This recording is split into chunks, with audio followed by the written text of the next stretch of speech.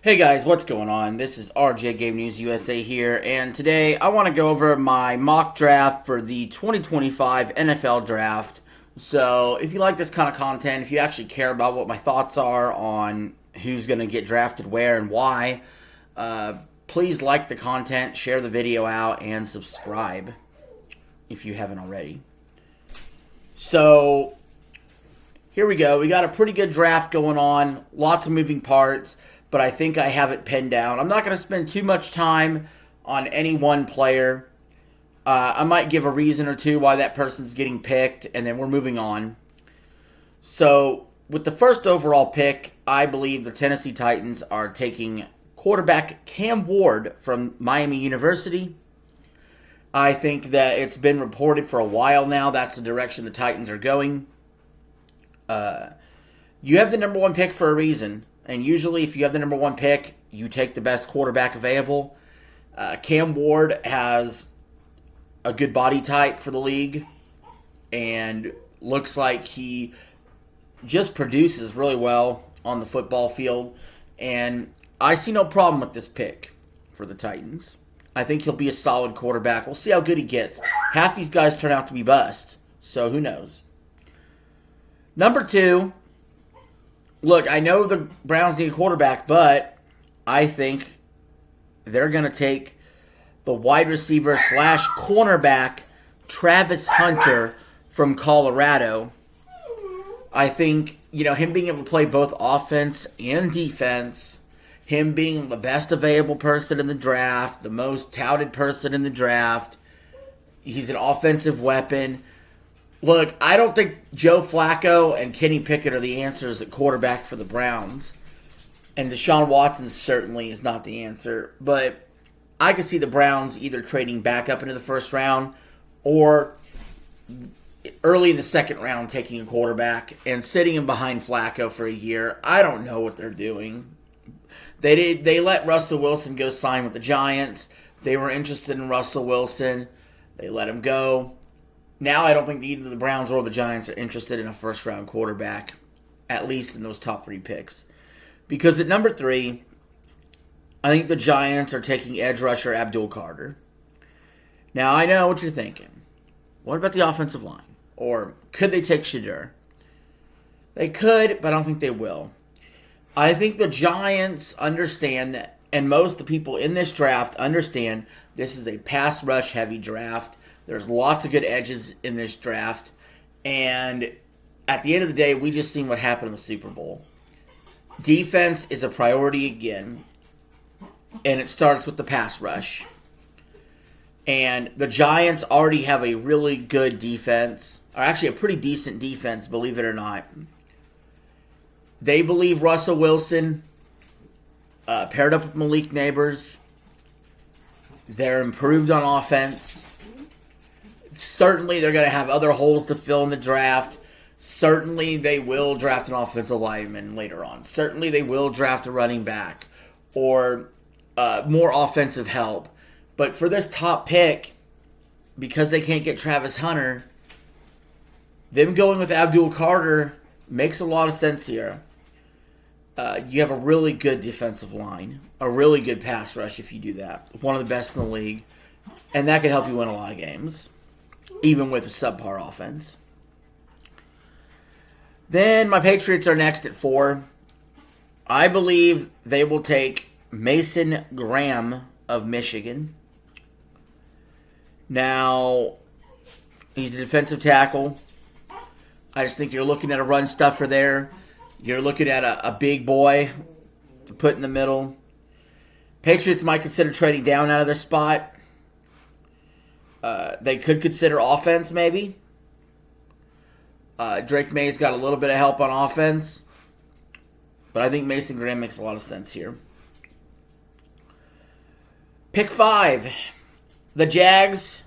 I think they're taking Tyler Warren, the top tight end from Penn State. I think they need to give Trevor Lawrence some confidence again.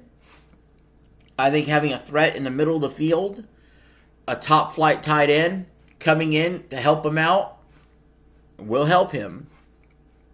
Because God forbid if the Jags have another bad year, let's see if they can bounce back. Number 6, I really like this pick. I'm really locked in on this. The Raiders taking running back Ashton Jeanty from Boise State. So let's explain something about the Raiders. They were bad last year, but they were particularly bad in 3 areas, and they're 3 important areas, don't get me wrong. The rest of the team's sort of mediocre, right? They have mediocre receivers, mediocre defense, but certainly not as bad as they turned out to be. But they, in 3 areas, the quarterback was not good, the coach was not good, and the running game was not good. And they could answer this with Pete Carroll, Geno Smith, and Ashton Jeanty. I love it. Let's really revamp this offense. Pete Carroll loves to run the ball. They can run the air out of that thing. Geno Smith plays well off play action. He's a great game manager sort of style quarterback. Hopefully with Pete and a young defense, they get better. They're still a 4th place team in this division, in my opinion. Same as the Giants, same as the Browns. Probably a 4th place team. But these are avenues where these teams can try to get better. Number 7, the Jets take offensive tackle Armand Membou from Mizzou. I gotta say, the Jets have Justin Fields at quarterback now. He could scramble more, but that doesn't excuse the fact the offensive line sucks. The offensive line needs help, and obviously Aaron Rodgers spent most of the year on his ass last year. Justin Fields needs that protection from tackle, or it could get ugly early and it could get ugly often. Do the right thing, get the man a tackle, an athletic tackle that can move. Ahmed Membou, let's go. Panthers with the 8th pick take Tatoria McMillan from Arizona. He's the top receiver in the draft. I think it's a very weak receiver NFL draft. For the most part, it's sort of weak. But I think this guy moves up the list and he could help Bryce Young. Because at the end of the day, that's the goal here for the Panthers, is help Bryce Young. Number 9, this will be the shock of the draft. This will rock the football world. The New Orleans Saints take quarterback Jackson Dart from Ole Miss. Look, they've been meeting with him. They've been talking with him. He's, probably a Saints fan growing up. He's from Mississippi, so that's close to New Orleans. He's got the body type. He can run Jalen Hurts like if you need to be. This guy is moving up my board a lot. And he is above Shedeur now for a lot of people. And I think the Saints take him. I mean, you don't know what's going on with Derek Carr and his injury. It doesn't matter. It's time to move on. Bring in Jackson Dart. And let's see if he can cook with some weapons on offense. Like Kamara, like Olave. Let's see if he can pick it up. And maybe Derek Carr gets traded later when he's healthy. I don't know. But I think this is a good example of the Saints falling into a situation where they can get a quarterback. And they need to reset that rookie scale at quarterback so they can start building more pieces around the team. Because that team is aging, especially on defense, and they're in salary cap hell. Number 10, the Bears take linebacker Jalen Walker. The Bears love their linebackers, and Jalen Walker is the top true linebacker in this draft. So I see that happening. The Bears definitely already made some free agency moves to help the offensive side of the ball. So I think Jalen Walker makes sense here. 49ers take an edge, Mikael Williams, Jalen Walker's teammate at Georgia. And I think you could set him opposite side of Nick Bosa and have a fierce pass rush. Number 12. The Cowboys reach real hard here because this guy's a late round, first round talent. But the Cowboys will take wide receiver Matthew Golden from Texas. It'll be a popular Texas pick, a popular pick in Dallas. But Dak needs weapons. He needs more than just CeeDee Lamb. So I like this pick here. I like it even more if the Cowboys could just trade back a little bit and still get him. But we'll see. Number 13, the Dolphins take cornerback Will Johnson, the top corner in the draft. I mean, this guy could go as high as 7 to the Jets. So if he falls to the Dolphins here at 13, the Dolphins love their corners. Jalen Ramsey's, so they want to be able to defend against the pass, and this is the best corner in the draft. Colts take tight end Colston Loveland from Michigan, his teammate. And I like this here because whether it's Anthony Richardson starting or Daniel Jones, you need a weapon at tight end. You need to open up this offense. You need a safety blanket. Same reason the Jags took their tight end. I think Colston Loveland will be there at 14 for him, and I think it's a match made in heaven. That could definitely help. Pick 15, the Falcons take edge James Pierce Jr. from Tennessee. Falcons need all the help they can get on defense. Offense, they have some good weapons. But on defense, they need help. And like a lot of teams, the best way to help on defense is get a pass rusher. And so, there you go. Perfect pick. Number 16, I really like this because of the contrast in styles. The Cardinals select running back Omarion Hampton from North Carolina. If you don't know who Omarion Hampton is, he's built sort of like Derrick Henry. He's a tough runner. In an offense that so often is aired out or run around or, involved with speed and stuff, to then stick Omarion Hampton in there. The Cardinals could run an offense that is somewhat similar to what the Ravens do. And so emulating that, I like. And so I got Omarion Hampton going to the Cards. The Bengals, the 17th pick in the draft, obviously need a ton of help on defense. And they could go any direction they wanted. They could go corner, linebacker, pass rush. I think they're taking a corner. They got burnt bad in the pass game. And I think Jody Barron from Texas could help them out quite a bit. He's a lockdown corner. Number 18, the Seattle Seahawks select wide receiver Emeka Egbuka from Ohio State. Personally, this is my favorite receiver in the draft. He's actually listed as a late first round, early second round talent. But he was there, that whole time, Olave, Garrett Wilson, those other Ohio State receivers that were there. Egbuka was the young one, and he's good. Marvin Harrison Jr. Ohio State was chock full of great receivers, and Egbuka has the receiver, helped them win a national title. Not the other ones, he did. So I really like this pick here. That would actually pair him up with another Ohio State receiver, Jackson Smith and Jigba. So you had 5 Ohio State receivers the last few years that have went in the first round. Njigba, Egbuka, Olave, Garrett Wilson, Marvin Harrison Jr. It's a wide receiver factory there. We know the other 4 Ohio State wide receivers were good. This guy is right there with them. It'll be a steal for Seattle at 18. Pair him up with his former teammate. Give Sam Darnold another weapon on this offense. Seattle is already close to making the playoffs. They think they got an upgraded quarterback with Sam Darnold over Geno Smith. They could get to cooking. Bucks take linebacker Jihad Campbell from Alabama. We know Todd Bowles likes his linebackers. I think this makes sense here. Your Devin White type. Your Levante David type.